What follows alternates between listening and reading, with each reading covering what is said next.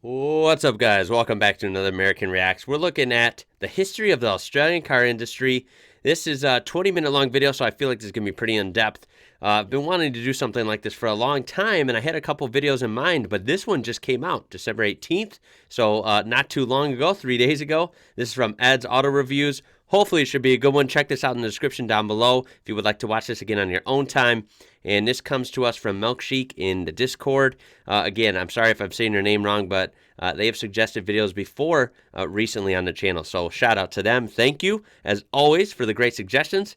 Let's get right into it, guys. This should be really fascinating to get more of a grasp as a whole on the Australian car industry. Here we go. Of imagination. It is an area which we call the Twilight Zone.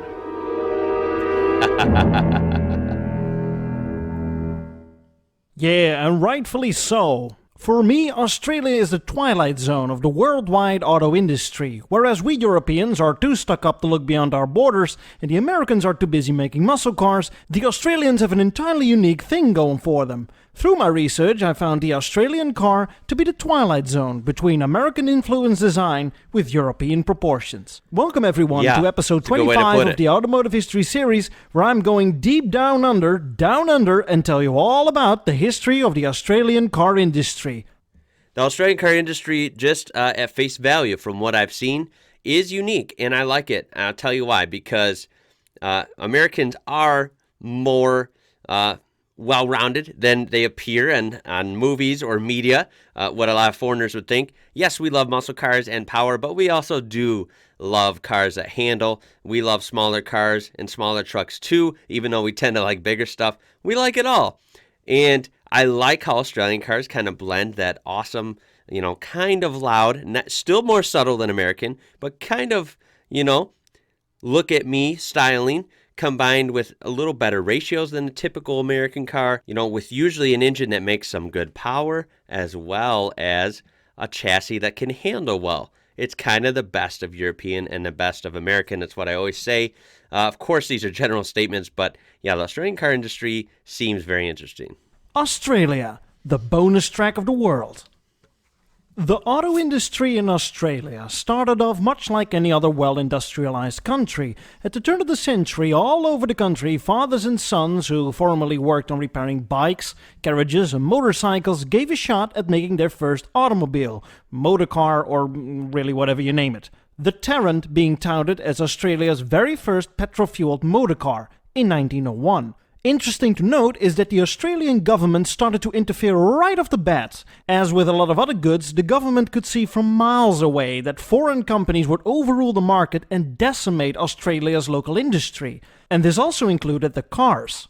Fearing that Australia would be the laughingstock of the worldwide automotive industry by not playing a role in it at all, as they already saw it coming because half of the cars on the road at the time were, of course, Ford Model Ts, the Aussie government gave worldwide car makers a choice. You can either start importing and selling your overseas models over here, overseas meaning outside Australia, but expect to pay heavy import tariffs at a rate that would heavily impact the eventual sales price.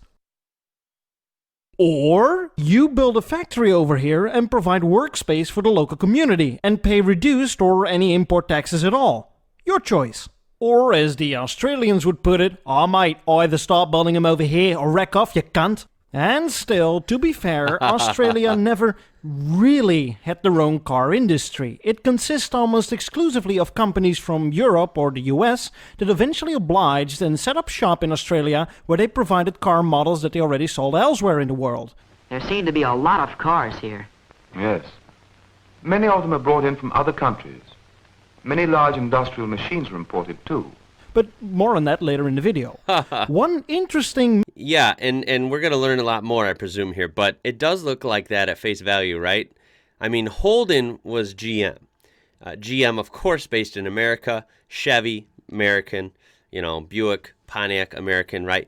And they all shared a lot with Holden. Or should I say Holden shared a lot with GM. It was still a GM. GM was still the parent umbrella company. But I have to say... Holden did, from what I know, they had a lot of cars and parts that were unique. You could say uniquely Australian. There were engines and designs that were clearly in Australia and not here in the U.S. and sometimes not even in Europe. And then, of course, you do have designs that were shared. I believe it was the Holden Monaro in the early thousands, was also the Pontiac GTO here in the States. And then, of course, you had the Vauxhall Monaro in Europe. So you had a little bit of both going on. He's right that they were based, you could stretch and say that they were based in America because it's from GM. But, like I said, we got to learn more. I'm not an expert either. I could be totally full of, what, but I would like to think that they still had their own identity. Ford Australia was different. Holden was different than GM America. I think they were still Australian. The middle ground solution was this: Australian Motor Industries. This automobile assembly firm was established in the late 1920s. Hear what I said? Auto assembly and not car maker. Well, technically they are a car maker. I mean, they make cars, but they don't build their own in-house designed models. Instead, Australian Motor Industries build vehicle models from other car companies. And this is a type of business construction I've seen elsewhere in the world, where they also lack a significant native car industry. In this case, AMI made cars for the British car company Standard, including its greatest hits like the 8 and the Vanguard. Later on, they switched to Triumph with their Herald model after having a short stint with Mercedes-Benz, and by the early 60s, AMI also assembled for American Motors Corporation, and they even had the exclusive bragging rights for making the very first Toyota outside Japan in 1963. Wow. That's interesting that they worked with AMC.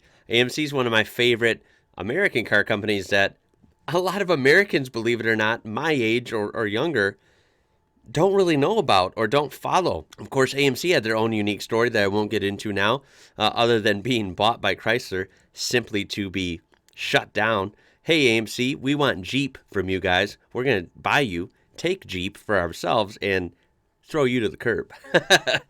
But AMC made some cool vehicles. So that's interesting that they even had a play in Australia as well. But let's get back. The same thing can be said about Holden, because one would scream by now, how about Holden? That's 100% Australian, right? And it sure is, but Holden at this point in history was not a car maker, but a coach builder. They didn't make cars, but car bodies, and there's a difference. The company was established way back in the mid-1800s, and you guessed it, it mainly made coaches. And at the turn of the century, Holden flirted every once in a while with the idea of making car bodies, and by the early 1920s, Holden already assembled bodies for the Ford Motor Company and provided bodies to numerous other companies, including rivaling General Motors. By 1931, it was General Motors that stepped in and bought Holden to get a foothold in Australia and used Holden's legacy to PR its way through to the Australian people. A necessary move, as the Australian car industry was hit hard with the Great Depression, and if it wasn't for the GM buyout, Holden might have stopped existing.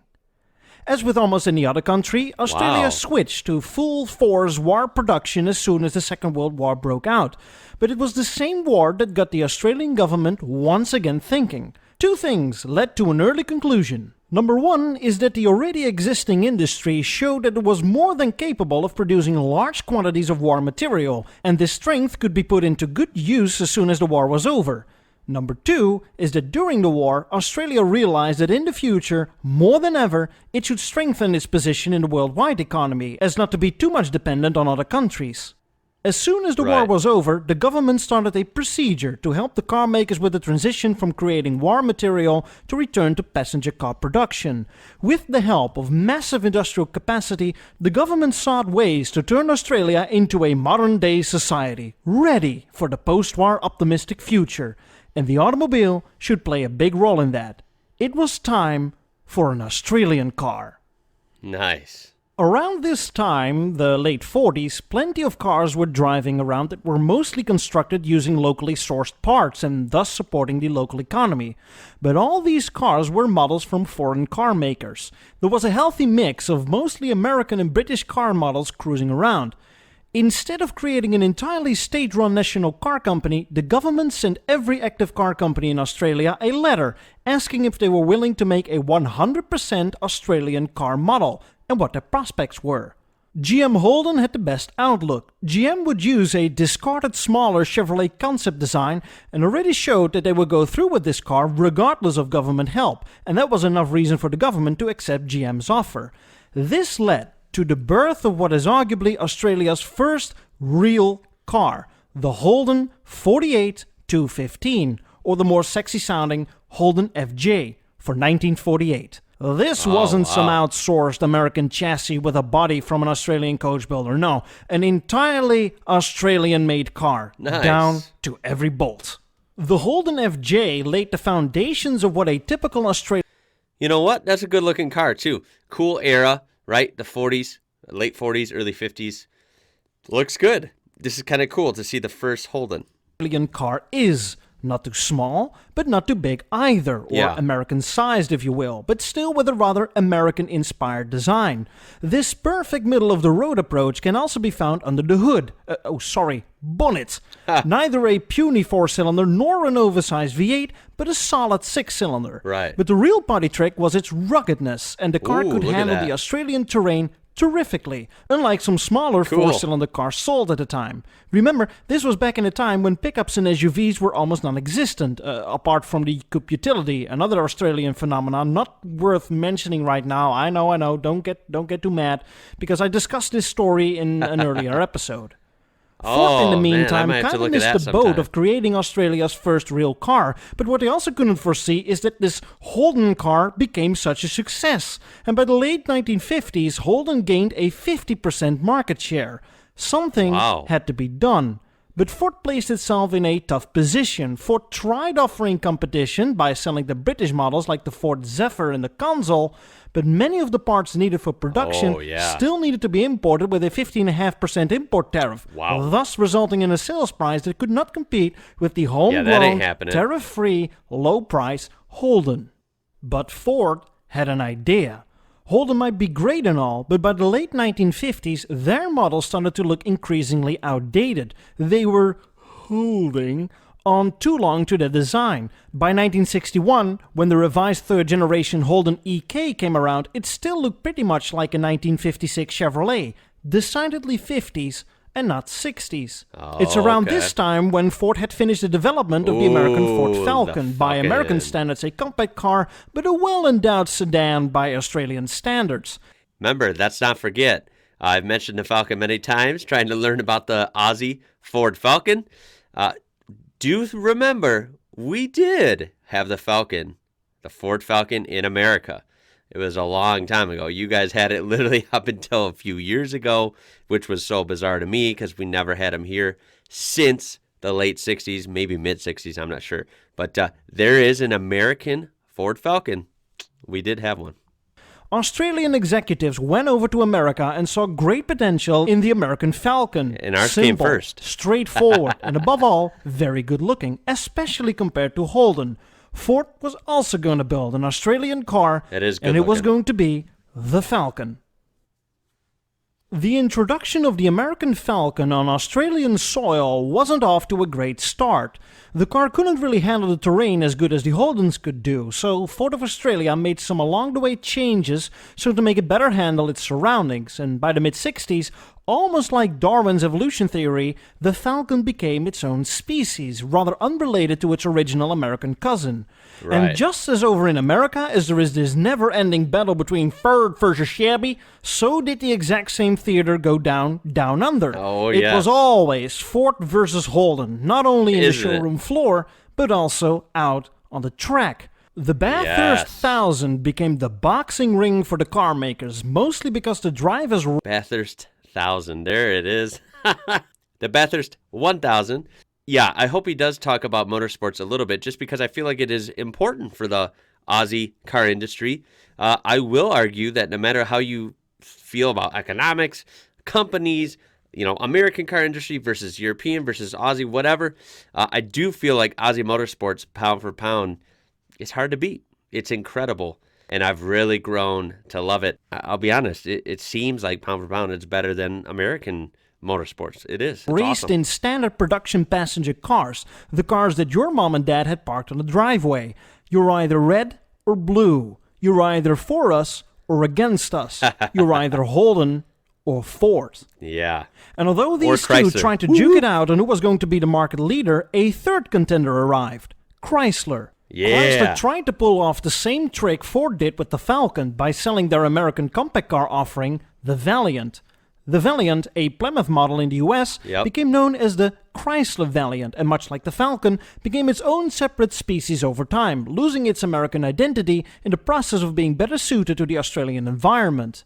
And so, as the 60s progressed, the Australian car industry pretty much followed the worldwide trends of those days. Up until this point, Holden pretty much offered you only one model, but by 1967, a second model was added, the Holden Torana, a slightly smaller car for people with a smaller purse, which replaced and at the same time was based off of the British Vauxhall Viva, and surprise surprise, Vauxhall was also owned by GM. Yes. The Torana was a direct answer to Ford's wildly successful Cortina compact car.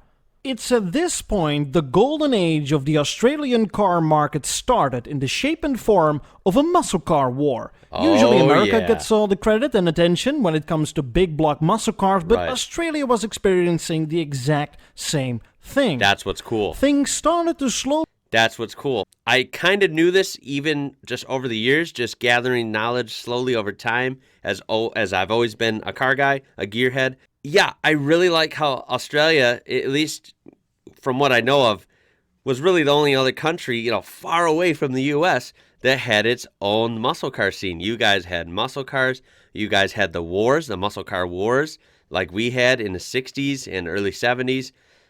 He just mentioned it. I think that's really cool. I think that's really why it's easy to connect as an American with Australia as well, because it's unique, it's awesome, it's across the world, but we have some things in common, some things we can relate on, like this. The car culture is awesome between both countries. I love it, and I love that you guys had your own muscle cars.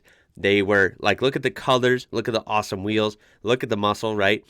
Whether it was a straight six or a V8, they resemble each other. That, to non-car people, I suppose they could think, oh, that's an American muscle car. But no, it's not. It's an Aussie muscle car. That's what's cool, is they had the bright colors, had the muscular look, but it was still different. It was unique, had its own flair.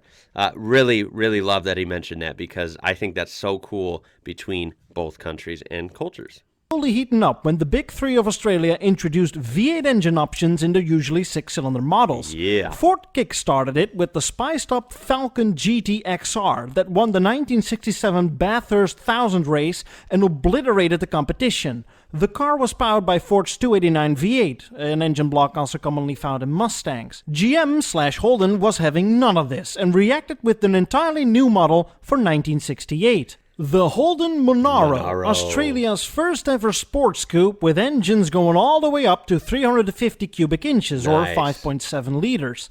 It was the right car at the right time, as the Monaro managed to win the Bathurst 1000 from Ford the very next year. Wow. Chrysler, as always, was a bit late to the muscle car party, but came up with the Valiant Charger in 1971.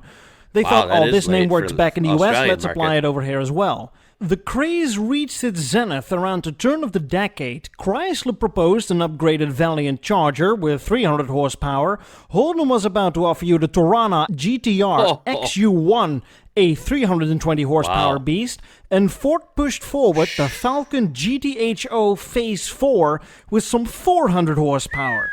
In order to partake in the races, these cars had to meet certain requirements to be classified as regular production vehicles, so these beasts also needed to be sold in certain numbers to the public. One car journalist noted that this new wave of so-called supercars, the term muscle car wasn't invented yet in those days, were going to hit the showroom. But whereas these cars had tremendous power along with plenty of race-grade safety adjustments, models sold on the showroom floor did not. People could practically buy a race car for street use, and these people had never been on a racetrack before. What's that smell?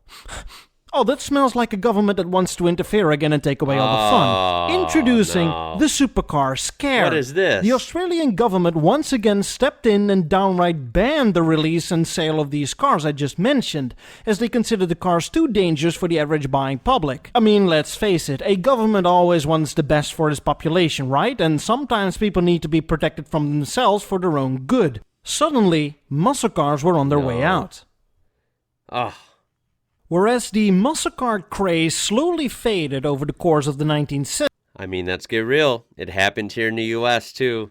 The oil embargo, extreme gas prices raised up, and insurance problems. The insurance went through the roof early 70s after everyone was having fun for a decade.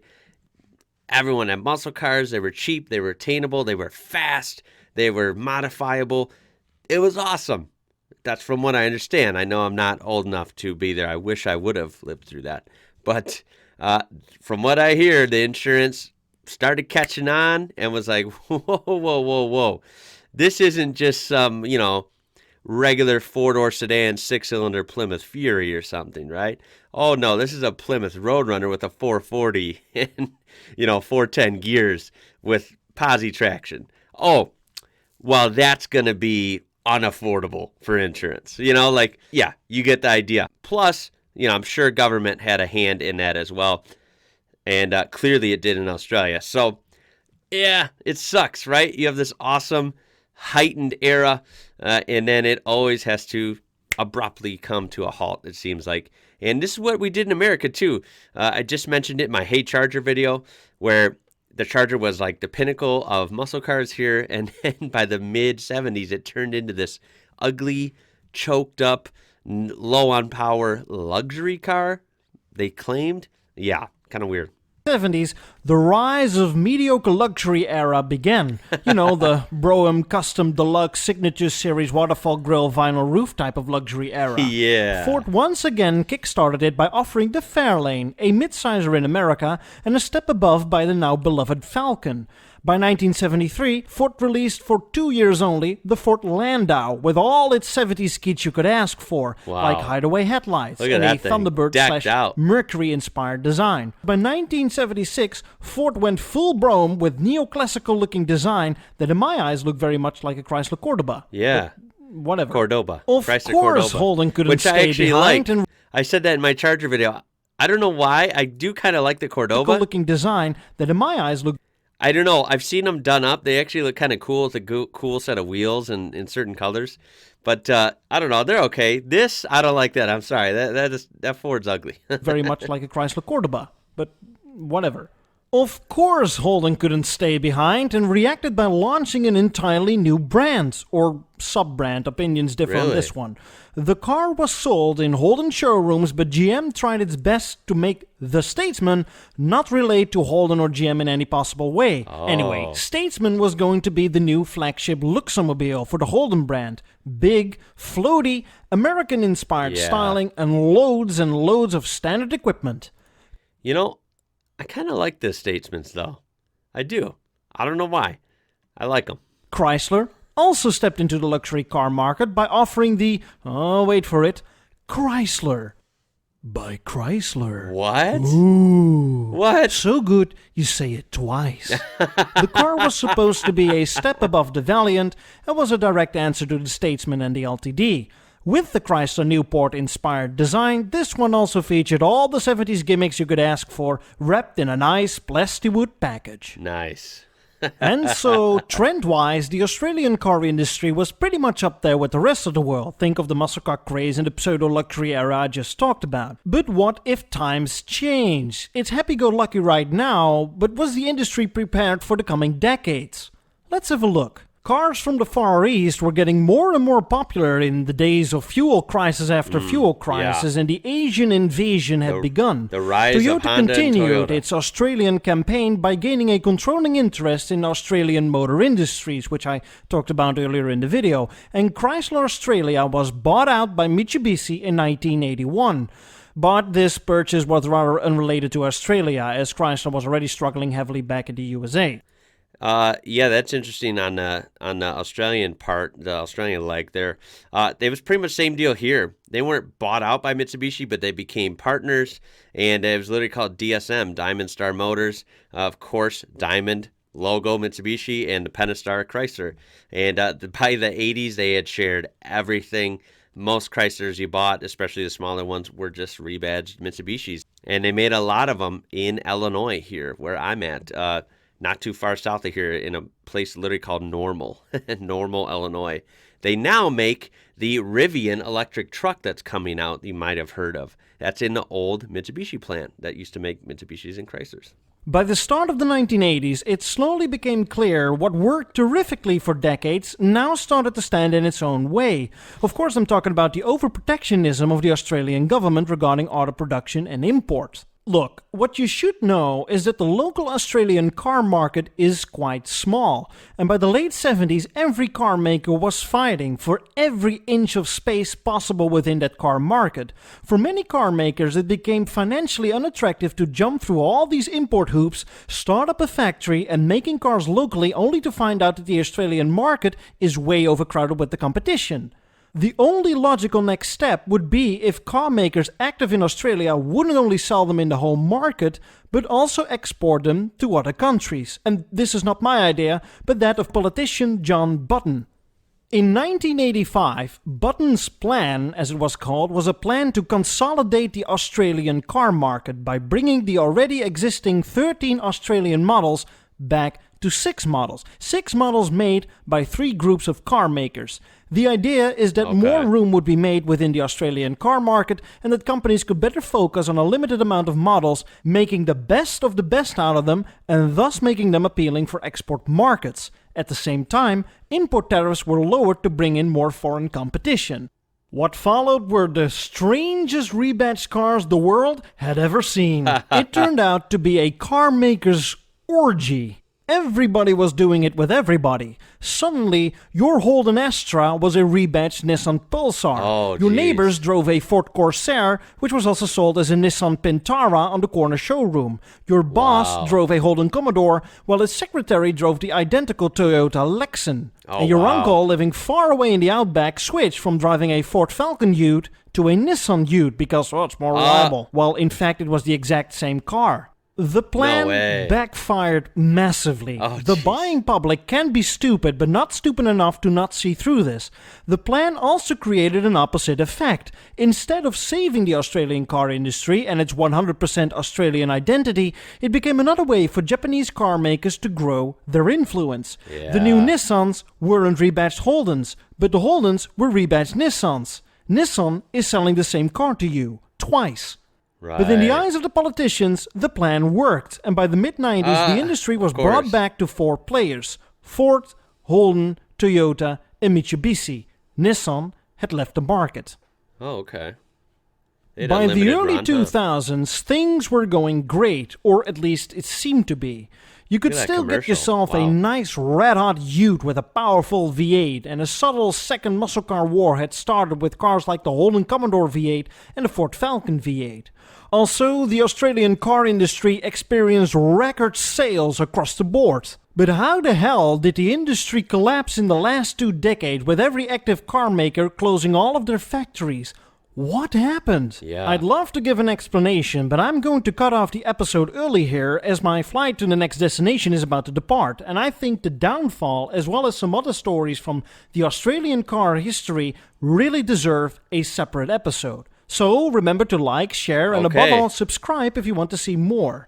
This was a very enjoyable episode to make, but boy, did I have to hold myself back not to go too much into the details. Anyway, I gotta go, and I see you at the next destination.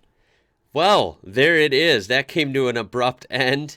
Not the ending I would have expected, but hey, it was a good video. This is Ed's Auto Reviews. Make sure to check it out in the description down below, as I mentioned in the beginning. What do you think of that? More so, what do you think happened, right? What happened at the end, which was only a couple years ago? What happened to Ford in Australia? What happened to Holden? Tell me down below. This was a good video. I really hope you enjoyed it. Let's have some discussions down below. What are some of the cars featured here, especially like the early ones or the odd ones like a Nissan Ute that maybe you owned or still own? Please tell me down below as well. Got a really cool video coming in the next week or 2. I will make a community post, and it is car related, and it involves you guys. So stay tuned for that. Thank you guys so much for watching. Please leave a thumbs up on that. Get this video out there because this was really interesting. Really interesting. And check out this guy. I'm going to check out more. Seems intriguing to me. And hopefully he does make another part to this video explaining it further, especially the modern downfall. With that being said, guys, subscribe for more stuff like this as well. Check out that description for this original video and other ways you can support my channel. Thank you to everyone that suggests things, especially on Discord. Appreciate you guys. My name is Ian. You're watching IWrocker. Till next time, guys, and catch you later.